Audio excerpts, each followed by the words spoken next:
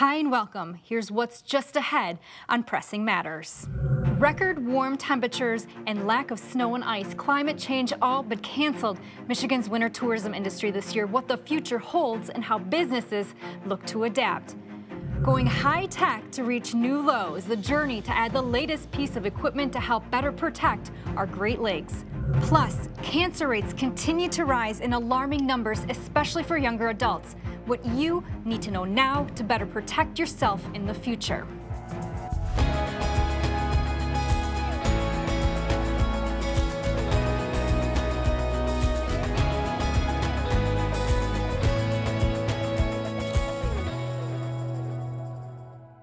Winter this year was tough.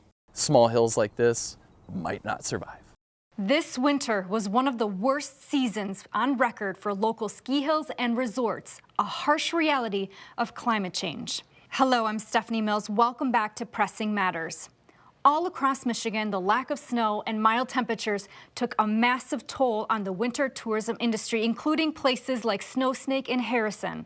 The culprit, record warmth along with a strong El Nino.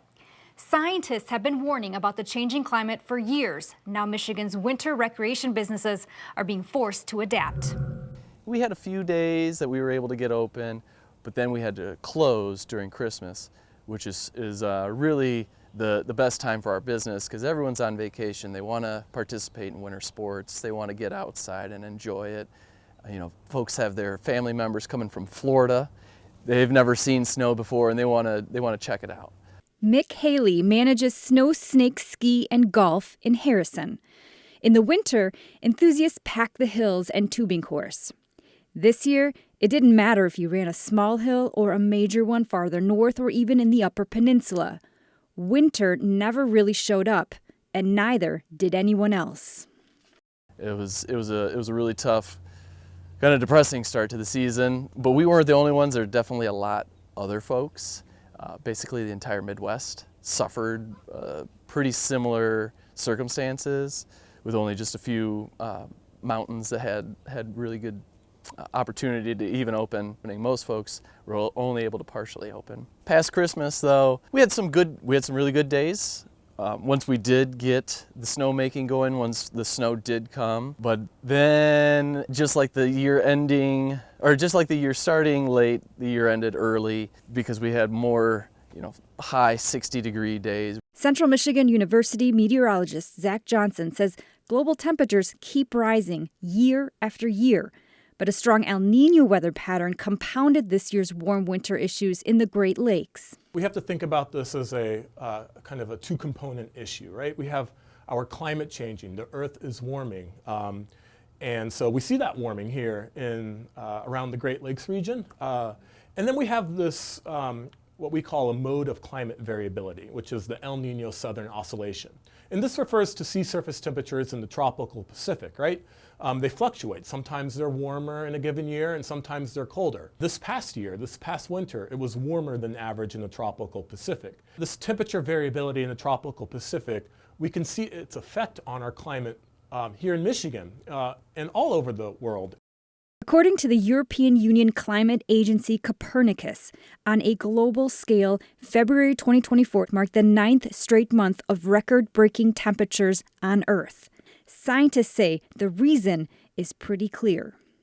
Climate is always changing, over very long periods of time. We're talking thousands, 10,000s, 100,000s of years. But modern time speaking, in the last 100 years, we've seen the climate change quite a bit. And it's quite unprecedented compared to, historically speaking, going back tens of thousands of years. So we have this abrupt change of climate. And the question is, what's causing that? Is it natural or is it man-made? And so the overwhelming evidence suggests that it is man-made. And so we're seeing our climate changing abruptly in terms of geological timescales. And so this is kind of the definition of climate change. Temperature around the globe has been increasing at different rates depending on where you are. Winter tourism saw the biggest impact among businesses in Michigan. From skiing and snowmobiling to ice fishing, it led to a trickle-down effect impacting communities across the region. Pretty good job working with other businesses to kind of promote each other, because when folks come to visit Snow Snake, they're stopping for, you know, a donut, or they're going to stop for a coffee somewhere, you know, and that's, you know, all these little teeny tiny trips, or, you know, that it all gets affected. And again, that was the same across the board, the whole state. Every little winter tourist town got hit really hard because folks weren't coming. It's a regional issue, it's a statewide issue, and it's a lot of dollars into the economy that weren't spent. With the final snow piles dotting the hills, Snow Snake shifted its focus to their golf course. But they know they need to make some big decisions to invest and adapt in order to continue to stay open year-round. With warmer temperatures, they're able to extend the golf season, but Mick says part of their strategy will be coming up with ways to be less weather dependent. That involves investing in more snowmaking ability. Otherwise, it's just hopes and dreams. So it's going to be putting your money where your mouth is, showing the people that you want to make winter work and that you want to have fun. Because skiing, snowboarding, snow tubing, it's fun. It's super fun. And it is. It's just like, it's a part of the culture too, just in Michigan. Like, it's a thing. And it's what people look forward to. Michigan businesses impacted by the weather are able to apply for a federal relief loan. Governor Whitmer says the businesses are able to do so because of ongoing federal drought situations affecting 42 Michigan counties. A new era of exploring the Great Lakes is here. Take a look at the latest addition to CMU's fleet to better protect our precious resource. The submersible arrived on the campus of Central Michigan University and will eventually make its way to CMU's Biological Research Station on Beaver Island. Now, the journey for the sub to Mount Pleasant began in summer 2023 when two private submersible owners made a trip to the island. Their visit took scientists to the very bottom of Lake Michigan, where researchers were stunned to find how vast the issue of invasive species is. Here's more about that visit and discovery. This story begins with a flight through the clouds and then takes a dive to the rocky bottom of Lake Michigan. It was interesting. It was fun, though. It was exciting. Well, I scuba dive. I scuba dive, but this is so different. You know, I didn't think it would be that different from scuba diving, but it's incredibly different. Professor and director of CMU's Biological Station on Beaver Island, Don Uzarski, has experienced many different ways of exploring our Great Lakes. But his latest endeavor, inside a submarine, had him in awe. And he's not the only one. When I'm driving down the road, the cars will slow down, they'll hang out the window and take pictures, and they'll come in front, and they'll come in back, and they'll go around until they've saturated, and then they take off. And so maybe in any of a long trip, I'll have maybe 40 cars that will do that. Understandably, submersibles have a way of drawing a crowd. Recently, a couple of private submarine owners brought their custom-made designs to the Emerald Isle. While their visit made many beam with excitement, their purpose on the island wasn't just for play. Where we like to link up with universities for a week or so and dive, where we provide the submarine at our cost. We look at it as a vacation where the university gets an opportunity to have researchers, faculty, have eyes on the bottom. So it's an opportunity for them to get into a sub and see an environment that they haven't seen before. So we have two objectives with these subs here, and one of them is to pair with what we're doing on the Emerald Isle, the ferry that services Beaver Island from Charlevoix. Well, that water is being collected from the sea chest of the Emerald Isle, which puts it at about just under 2 meters of depth. And what we don't have is any data that can pair with that from the bottom, because Lake Michigan stratifies into specific layers due to temperature density differences. So the bottom chemistry and biology is very different from the top. And we never had those bottom data on the MV Chippewa. We can send equipment down and bring it back up, but that's in one location. The other objective that we have, we were contacted by the DNR, Michigan DNR, and they're interested in spawning habitat, potential spawning habitat for lake trout, cisco, and whitefish. And They had some specific areas that they wanted us to record and look to see if that is, one, is it already good habitat, or two, could it be restored? Submersible builders Alex Smythe and Cliff Reedus were eager to help CMU researchers get to work. Alex is the founder of Inner Space Science, which connects privately owned submersibles with scientists studying ocean and water-related content. Because it's not commercial, they charge nothing for this service. It's more fun actually to do something useful than it is just to go and shoot a YouTube video. And so a group of us got together, and I set up a webpage, innerspacescience.org.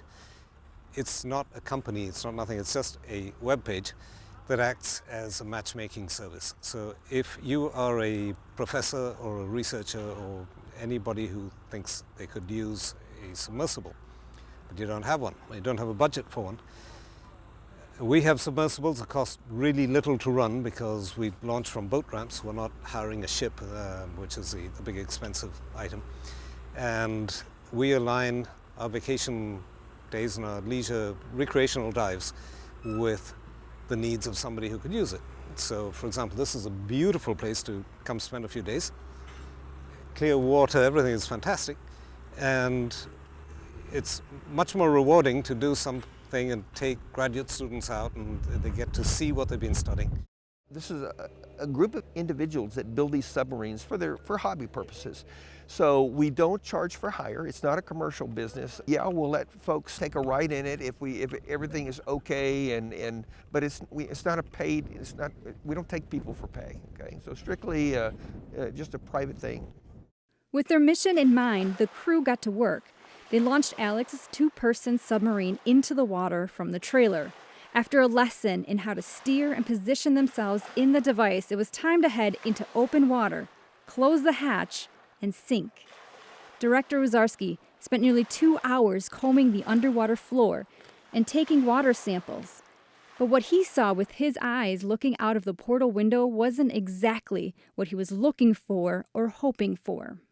We did not find the habitat we were looking for, and I guess it was disappointing because really all I saw the entire time down there, I saw nuisance algae, I saw invasive round gobies, and I saw invasive zebra and quagga mussels, and that was it for over an hour bottom time.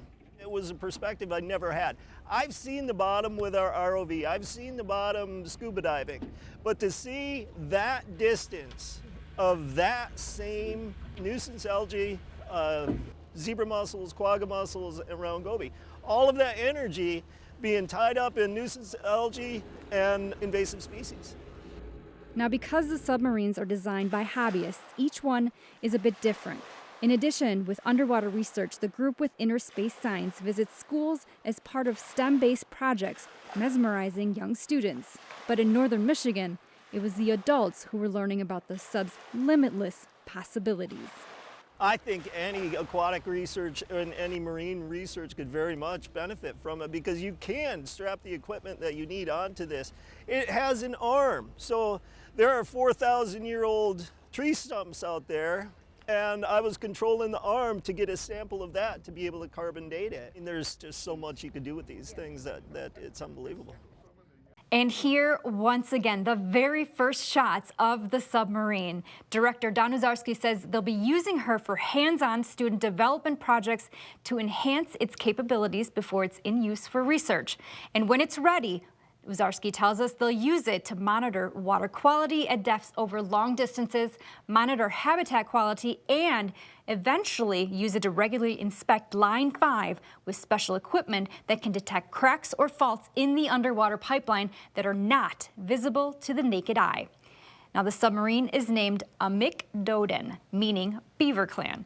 The Saguenay Chippewa tribe named her knowing she would be birthed at Beaver Island. Turning our attention to the latest cancer rates now. New research from the American Cancer Society shows cancer rates are increasing for people aged 50 years and younger.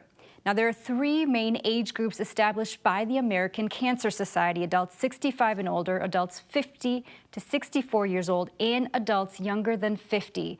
New studies show people aged younger than 50 years were the only ones of these 3 age groups to experience an increase in overall cancer cases. Now, one important piece to mention, while cases are increasing, death rates for most cancers are dropping. So, to shed some light on these findings and treatment options here in Central and Northern Michigan are Drs. George Kekano, Dean at CMU's College of Medicine, and Dr. Melwin Sequeira, oncologist with My Michigan Health. Welcome both. Thank you. Thanks for being here. What factors do you think are contributing to an increase in younger adults? There's so much happened over the past several decades around cancer. When I went to school, cancer used to be a death sentence. Yeah. At this point, people are living with cancer. Most cancers are treatable. Many of them are curable, so people are living with cancer. The other part of the equation, that we have so many diagnostic tools, whether screening tools, testing, blood work, other things we do to detect cancers early. So that detection of early cancer, for example, colon cancer with colonoscopy, has shifted early diagnosis, which correlates with better outcomes, better treatment. Having said that, the absolute number of cancers shifting to a younger age is true, and this is contributing to many factors.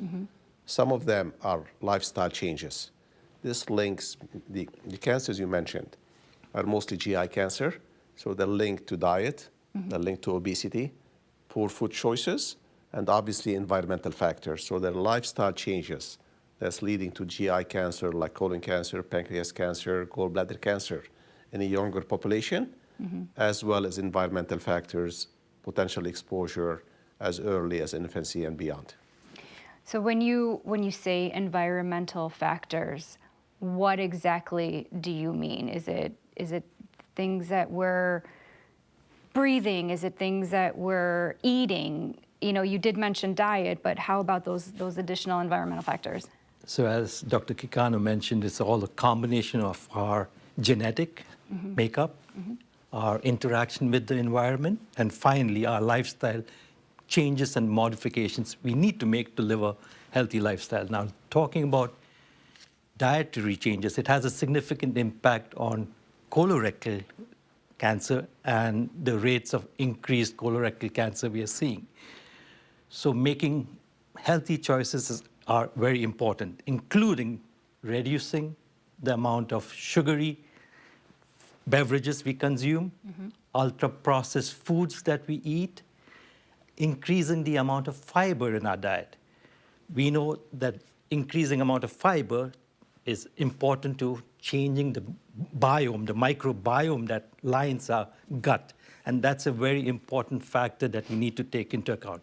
So making healthy choices as far as the diet we consume. For example, if you have a healthy breakfast with whole grains, cereals, lots of nuts and berries, or avocado, something of that nature, increasing the fiber definitely reduces colorectal cancer incidence and changes the microbiome to a more healthy one.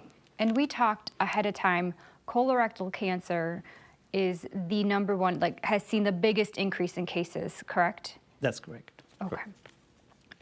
Do we know that if along with those higher cancer rates in younger adults, is the cancer also more difficult to treat? Or is there a higher mortality rate or not? This is actually good news because early detection leads to better outcome. And we have so many treatment modalities, surgical and medical now, that have been very effective with lower side effects. So the overall mortality from cancers has gotten down both for the older population and for the younger adults, 45 to 60. Yeah. Childhood cancer, infancy cancers are different. So let's talk about Central Northern Michigan is a very large area. We have many people living in rural and remote areas. How is the healthcare system here able to impact cancer prevention, detection, and treatment? So the important part of that is education, and then getting our patients to be knowledgeable about what cancer risks they have coming in from their family side, and choices they make as far as looking after themselves and then going to see their own primary care physician as a baseline starting mechanism to helping reduce that burden of cancer. So most cancers are preventable. And as Dr. Kikano mentioned, most cancers, if found in the early stages, yields the best results as far as survival goes. The sad part is that 1/3 of colorectal cancers are still found only in the early stages. The rest of them are found in the advanced stages. So if we can shift that trend from the 1/3 local to increase that trend, that will make a significant impact in reducing colorectal cancer. So get to see your doctor, know your family story. If there's a family story of multiple cancers running in the family across many sites, if they spread across 2 generations, or if there's one cancer that's happening in an individual less than 50 years of age, that should set alarm bells ringing and ask for you to see your doctor and talk to them about the potential risk of cancer in you. Sure. And the other piece of it, I mean, in this region, even though we're semi-rural and we're surrounded by rural communities, access to these screening tests is available. There's no reason not to get a mammogram. There's plenty of mammography units around here. Colorectal screening, whether it's colonoscopy or home tests. So screening modalities for the most common cancers are available in the region. I can't speak from experience, but I can only imagine that someone who does receive a cancer diagnosis, it has to be devastating. So for someone who has been diagnosed with cancer, what do next steps look like for them? So next steps, the first and foremost is to see a doctor, establish what stage you are. Most treatment is still available locally, and we have experienced providers entirely out here in the region to take care of most early cancers, be it breast, colorectal, lung, thoracic. We have surgeons in this area who can take care, because surgery is the mainstay of early breast cancer or early colorectal cancer treatment. So there are plenty of providers in this region that can treat and take care of those problems.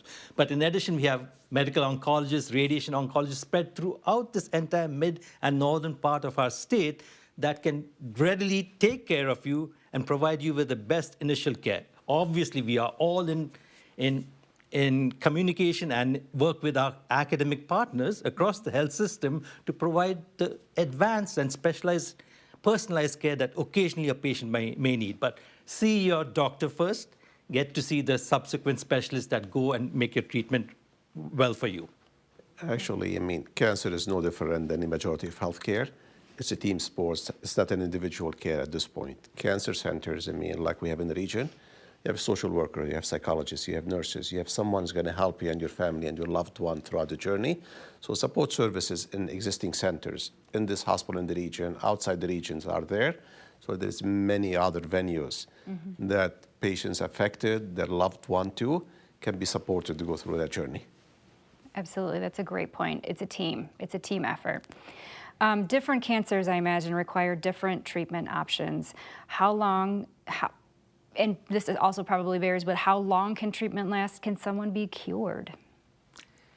So we are getting to the point where we can talk of cure across the board, but there are currently majority of cancers are still found in the advanced stages. So that's where we got to move the dial, getting patients to be seen earlier and treated earlier. Cancers of the pancreas, cancers of the esophagus are notoriously difficult to treat, diagnose.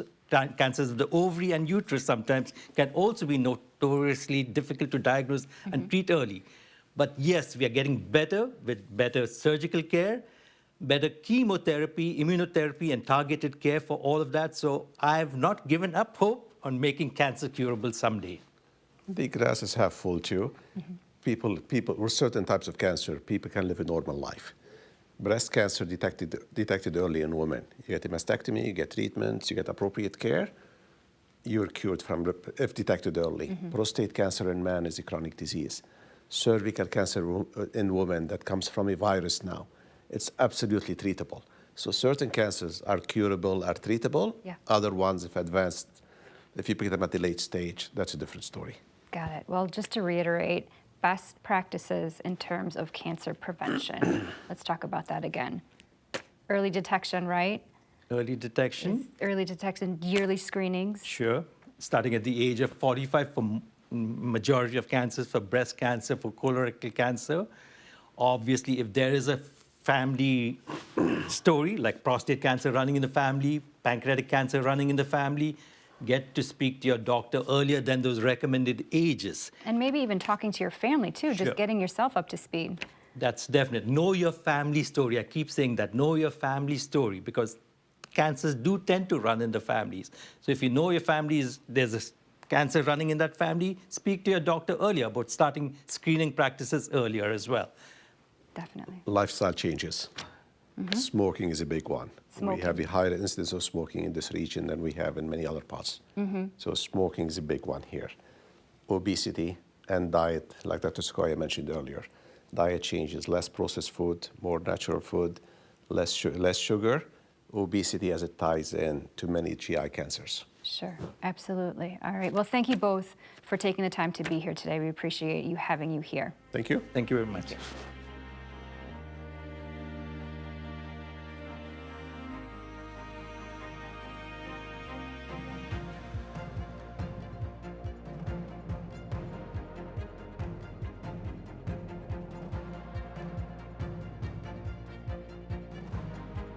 Really important information there for you tonight. Thanks again to our doctors. Like they said, there are ways to minimize your risk. Like if you smoke, try and stop now and make sure to get your yearly screenings, because early detection is absolutely critical. Thanks for joining us. We'll see you again soon for another edition of Pressing Matters.